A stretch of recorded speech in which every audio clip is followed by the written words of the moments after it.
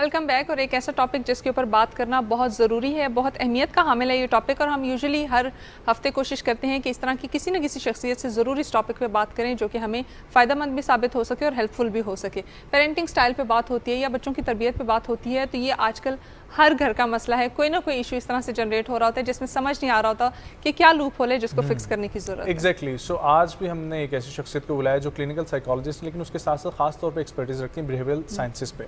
सो हम वो जिक्र करेंगे और बहुत सारी दीगर भी एक्सपर्टीज हैं इनकी, और हम ये जानने की कोशिश करेंगे कि बिहेवियर को कैसे पढ़ा जा सकता है, कैसे समझा जा सकता है। हमारे साथ मौजूद है मोहतरमा इरम बीबी साहिबा। अस्सलाम वालेकुम मैम। वालेकुम thank you so much for joining. खैरियत से आप? बिल्कुल अल्हम्दुलिल्लाह, बहुत शुक्रिया पीटीवी का कि उन्होंने एक दफ़ा फिर मुझे इनवाइट किया यहाँ पे। थैंक यू आपका आने के लिए। मुझे ये बताइएगा कि बिहेवियरल साइंसेस में अगर हम इस चैप्टर को स्टडी करते हैं, साइकोलॉजी तो हम मुख्तलिफ साइकोलॉजिस्ट के साथ हमने टॉपिक डिस्कस किया, साइकोलॉजी हमें समझ आई, कुछ नहीं आई, लेकिन बिहेवियर को स्टडी कैसे किया जाता है और ख़ास तौर पे हमारे बच्चों के बिहेवियर को स्टडी कैसे किया जाए? ये साइकोलॉजी के लिए बहुत ज़्यादा अहम इम्पॉर्टेंट एक टॉपिक है, और उसके रीज़न ये है कि जितने भी साइकोलॉजिस्ट हैं, फ्रॉइड से लेके अभी जो बिल्कुल यंग साइकोलॉजिस्ट हैं, उनका मेन डोमेन जो है वो इंसान की नफ्सियात को समझना है। हाँ। और नफ्सियात कहाँ से स्टार्ट होती है? From the time of birth, बल्कि उससे भी पहले चले जाएँ, मदर के कंसेप्शन से। जो मदर की साइकोलॉजी होगी वो कहीं ना कहीं बच्चे की साइकोलॉजी के ऊपर इम्पैक्ट रखती है। तो बहुत से साइकोलॉजिस्ट हैं, जैसे फ्रॉइड का ये कहना था कि अर्ली जो 5 years हैं they are very much important. आप एक बच्चे की पर्सनालिटी को वहाँ पे बना सकते हैं, बिगाड़ सकते हैं। फिर ऑनवर्ड अगर आगे जाएँ तो फिर बहुत से साइकोलॉजिस्ट ने इसका टाइम स्पेन जो है वो ज़्यादा कर दिया। तो साइकोलॉजी का जो मेजर है डेवलपमेंटल साइकोलॉजी, वो बात ही इस पे करती है कि एक बच्चा कैसे बढ़ रहा है, उसे कॉग्निशंस, उसका thinking process, decision making process कैसे वो सारे का सारा इस्टेब्लिश हो रहा है। लेकिन इसमें जो सबसे ज़्यादा अहम इम्पॉर्टेंट फैक्टर है वो है पेरेंटिंग का। अब पेरेंटिंग जो है वो वेरी मच इम्पॉर्टेंट इसलिए भी है कि बच्चे की पर्सनालिटी को डायरेक्ट किसने डेवलप करना है? उसकी मदर ने, उसके फादर ने। हाँ। उसके इर्द गिर्द जो अराउंड जो उसके हैं, उसके बाद सिबलिंग्स आ गए या उसके बाद और रिलेटिव्स आ गए, इमीडिएट फैमिली, उसका बहुत ज़्यादा इम्पैक्ट है।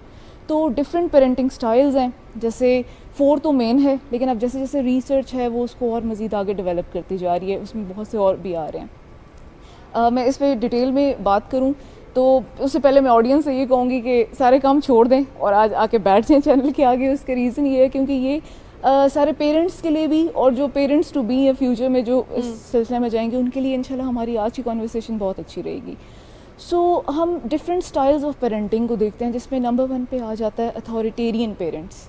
अथॉरिटेरियन पेरेंट्स कैसे होते हैं कि वो बच्चे की पर्सनालिटी को डेवलप नहीं होने देते due to their authority. Basically parenting style में होता क्या है कि आपने अपना जो लेवल ऑफ कंट्रोल है वो अपने बच्चों को किस हद तक देना है। अच्छा। ठीक है, जो आप जो कंट्रोल एक पोजेस करें, कितना एम्पावर करना है अपने बच्चों को।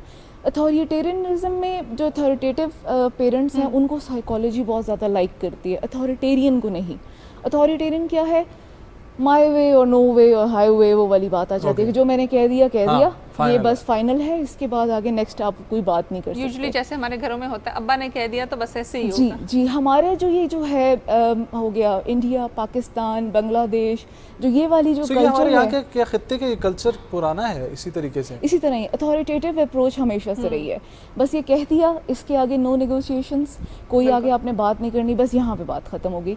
अब इसका इम्पैक्ट क्या होता है? एक बच्चा छोटा सा है 4-5 साल का, उससे ऑनवर्ड ले लें, वो पेरेंट्स के साथ डिस्कस नहीं कर पाता, वो अपने इमोशंस को बता नहीं पाता।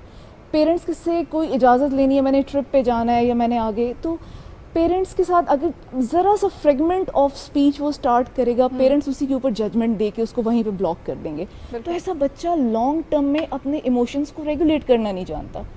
लोनलीनेस का शिकार होते हैं ऐसे बच्चे, डिप्रेशन का शिकार होते हैं लॉन्ग टर्म में।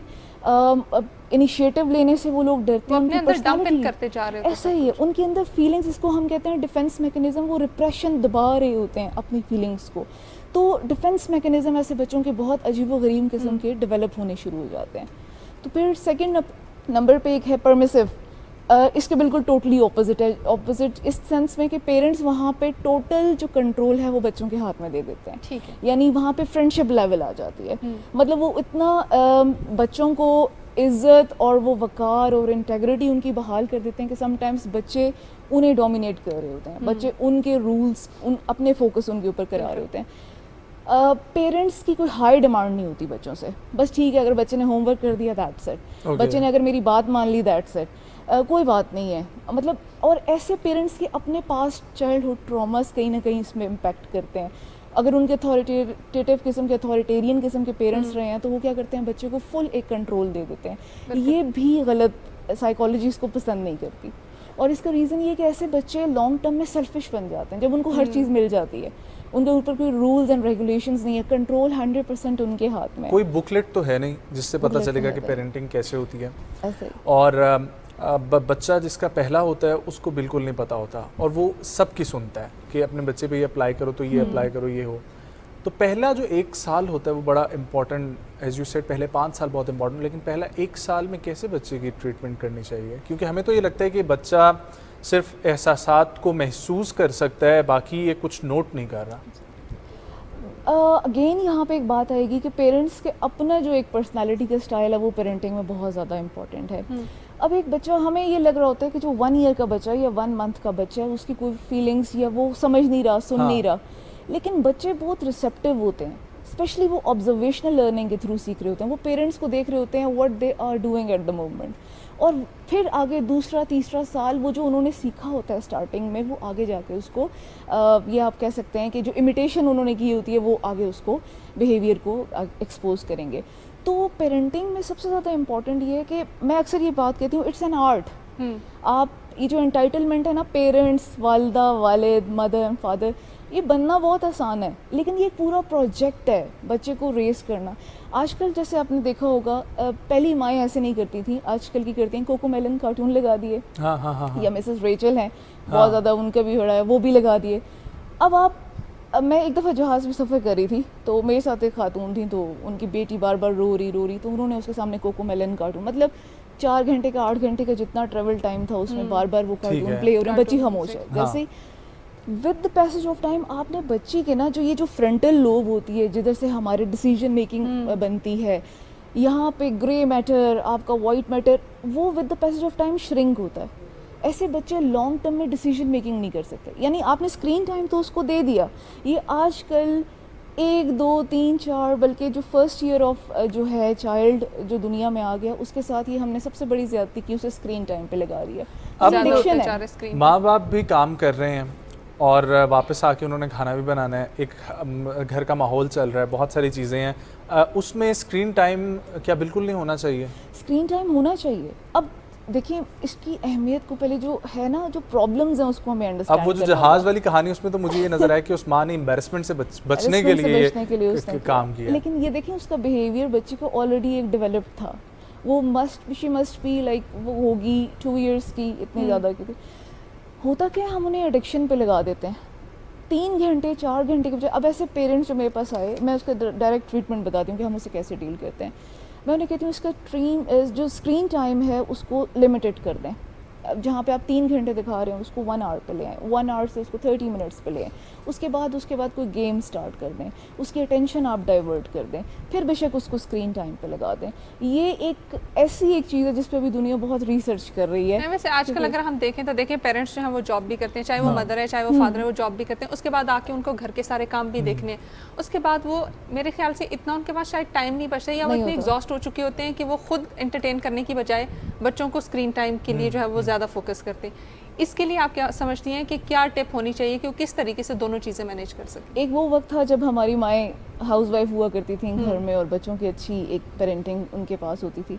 अब ये मजबूरी भी तो है पेरेंट्स की, लेकिन इस मजबूरी को काउंटर बैक करने के लिए ये कोई पहला केस नहीं, हमारे पास ऐसे बहुत से केसेस आते हैं। बेहतर टाइम यही होता है कि टाइम मैनेजमेंट करें, आप कोई वर्किंग आवर्स ऐसे उसमें हम जब हिफ्स कर रहे थे ना तो उस वक्त कहा जाता था कि बच्चों के लिए हिफ्स करने के लिए ना मार बड़ी ज़रूरी है और उस वक्त के पेरेंट्स भी ऐसे होते थे।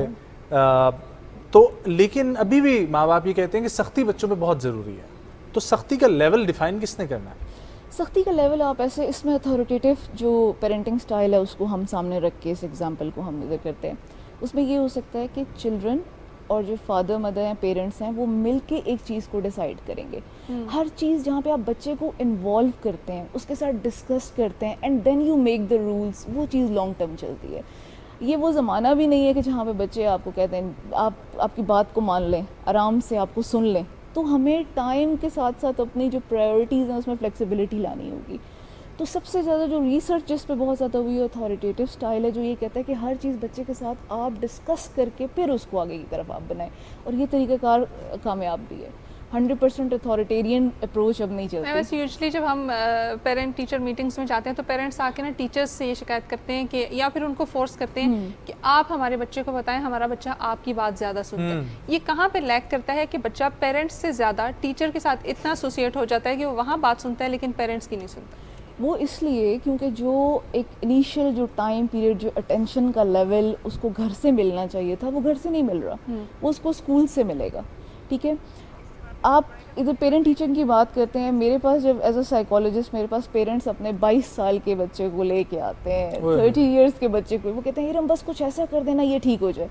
मैंने कहा जो 30 इयर्स का, ये 22 इयर्स का, ये 17 इयर्स का एक बच्चा आपके 5 गलत साल तो दें, हाँ पेरेंटिंग स्टाइल से ख़राब हो गया, उसको मैं नहीं 1 2 3 सेशंस में ठीक कर सकती। वो बात शुरू होती है लेकिन गुंजाइश है। ऐसे ही है। और होता है जब आप बच्चे को सुनते हैं और फिर आपके साथ बच्चे एक कनेक्टिविटी फील करते हैं और उनके बिहेवियर के अंदर चेंजेस आती हैं, एक बॉन्ड क्रिएट। तो listening to them is the most important thing. Exactly. Thank you so much ma'am for coming, बहुत अच्छा लगा आपसे बात करके, एंड आई होप कि तमाम पेरेंट्स इस वक्त सुन रहे होंगे। ये बहुत इंपॉर्टेंट है, तमाम साइकोलॉजिस्ट यहाँ पर आके यही बात मेंशन करते हैं कि बच्चों के साथ कनेक्टिविटी पैदा करें, चाहे वो किसी भी एज में है, उनके साथ बॉन्ड होना बहुत ज़्यादा ज़रूरी है, उनको सुनना बहुत ज़्यादा ज़रूरी है, ताकि आप उनके अंदर झांक सकें कि वो क्या सोच रहे हैं, क्या करना चाह रहे हैं। वो सारी चीज़ें को ऑब्जर्व करना भी बहुत ज़्यादा ज़रूरी है, और उसके बाद उनका उसी तरीके से रिस्पॉन्स देना भी ज़रूरी है। एग्जैक्टली। ब्रेक, वापस आएंगे हमारे साथ।